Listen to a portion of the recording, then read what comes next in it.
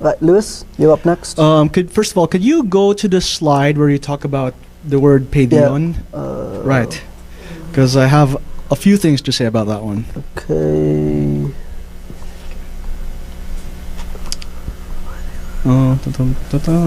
Yeah, the last slide. Okay, Strong's Lexicon number 3813.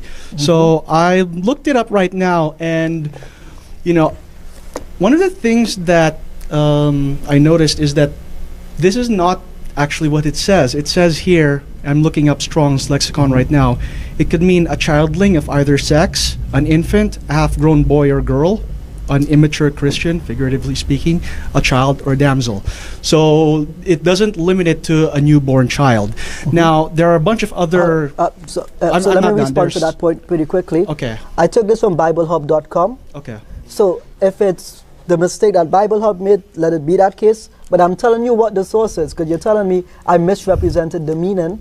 I'm saying it says in the first place, universally of an infant just born. Okay. Yeah. I have a few more points to that. So there are a few other lexicons that I looked up.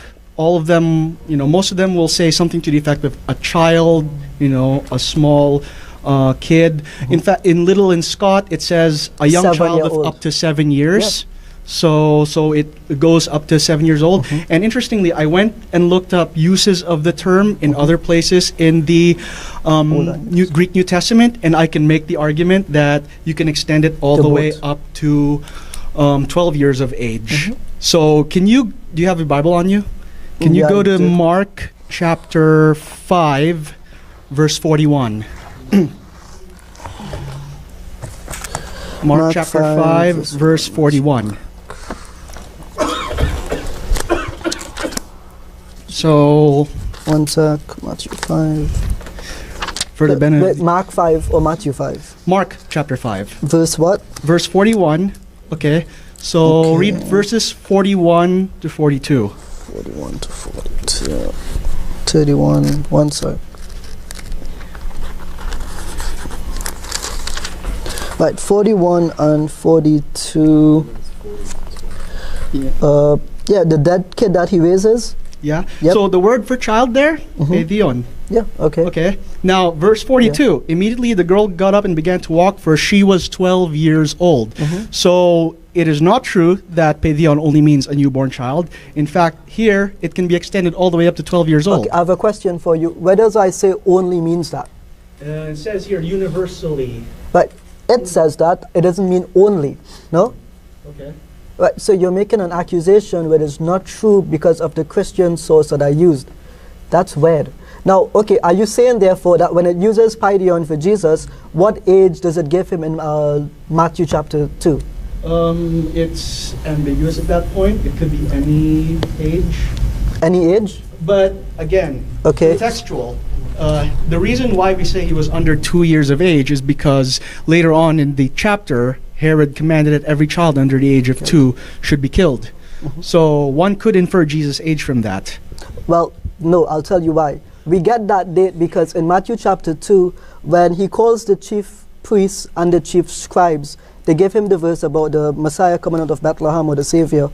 And he reasons, he asks the Magoi who see the star to give him a calculation of when it could have occurred. And so they seem not to know when that star appeared, because the answer that they give him is that they will follow the star and they will bring him back the news about the Messiah, no? So my question is, do you still maintain that paidion in Matthew 2 means a child who has just been born? Because it cannot mean, because when I asked you just now, you said it could mean any age, and then you subsequently said, well, it has to be under 2, right? No, I'm saying that based on lexical data, the word in and of itself, stripped of context, can mean any age inclusive of up to 12 years of age. But if we narrow it down to the context of Matthew chapter 2, we have a delimiter in the form of that verse that I just mentioned. I disagree, and I gave the reason for that previously. But let me reiterate a different side of the argument, right? I want to ask you conclusively, what is your stake? What is the age that you want to give Jesus? Like, I don't have any... But basically, I would say up to 2 years of age. Okay. It can't be any higher than that. Right, so keep the mic. Right. So here's the next question. So the Magoi, they see the star in the sky, right? Mm-hmm. If that star, they said later in Matthew chapter 2, they followed that star until they found it over where Jesus was, right? Mm-hmm. Were they the only person looking in the sky at that point in time? I don't know what other people saw. I can't speak to that. Say that again, I didn't hear. I can't speak to what other people saw because... Okay. No, because if you're making the argument that the Magoi saw the star and then followed it for 2 years, it does not take them 2 years to get to that point. I just want to go back to text. Does it say that immediately after he was born, the star appeared? Yeah, there's Matthew chapter 2 verse... chapter 2 verse... I have it here somewhere. Okay, I'm trying to see if it explicitly says at the... It should be in Matthew, I think. One sec.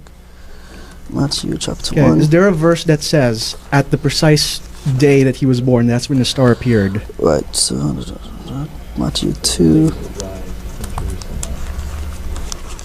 After is very vague. After his birthday arrived. Okay, but how long after his birth is the question? Exactly. So you're not answering the question by repeating the question. Yeah, but that's the point, right? The after it's when it says after, it could mean any range of dates. Okay. Just pause for 1 second. But hold on, 1 sec. Let me just answer the question real quick. So verse 2 says, asking, where is the child who has been born King of the Jews? For we observed his star at its rising. So did the star rise after the birth, during the birth, or before the birth? It doesn't say. So it's vague, okay. And how do you find a delimiter for that then? Again, it's in verse 18. Yeah, 18. Verse 16. I was close enough. Yeah. 16. You're in Bethlehem.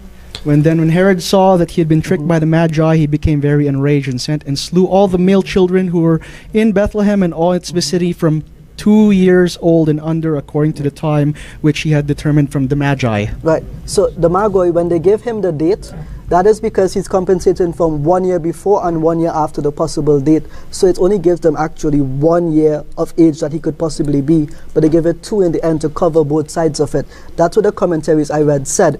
Now I go back to my question again. I will repeat it one more time.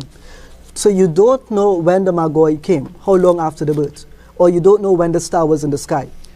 Again, the only thing that I can say with certainty is that all of the events in Matthew 2 took place within 2 years of Jesus' birth. Okay, so my reason for mentioning all of this is because we do not have a clear and consistent timetable for when any of these things happened. And if it is the claim that Jesus was much older and the Magoi came not directly after his date of birth, you will see here I gave this this commentary, which specifically mentions the journey from any part of the region vaguely called the East would occupy at least several weeks. Sure, so, and it takes 10 days. Sure, and it takes 10 days to walk from Egypt to the Holy Land, but the people of Israel took 40 years. What's your point?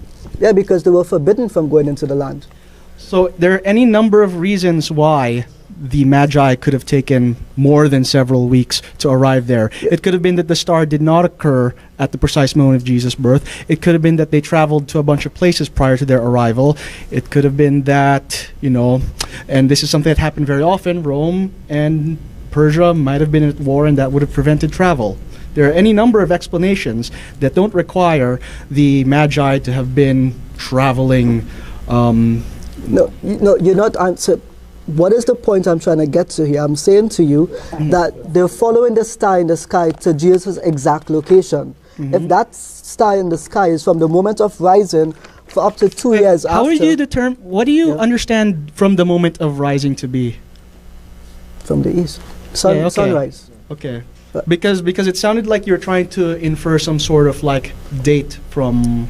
No, that's what I'm asking. Yeah. Because if we know how long that star was in the sky, given the exact location, then these evil sorcerers would not have been the only people to notice it for that long. And for a star to remain there and give you the precise location of someone below is not plausible. So I'm asking from your perspective, how long that was up there would give an answer as to when the Magoi came and the reason that they came. I'm not going to Okay, anything that I say that is not based on like the The text text? itself is just a hypothesis. Uh-huh. So it could have been that the star did not appear during the first year or so of Jesus' birth Uh-huh. and only appeared at the point when they had settled into Bethlehem and got a house for themselves there. Uh-huh. So why did these evil sorcerers come to worship Jesus? You want someone else to take that one? Well, Anyone, really?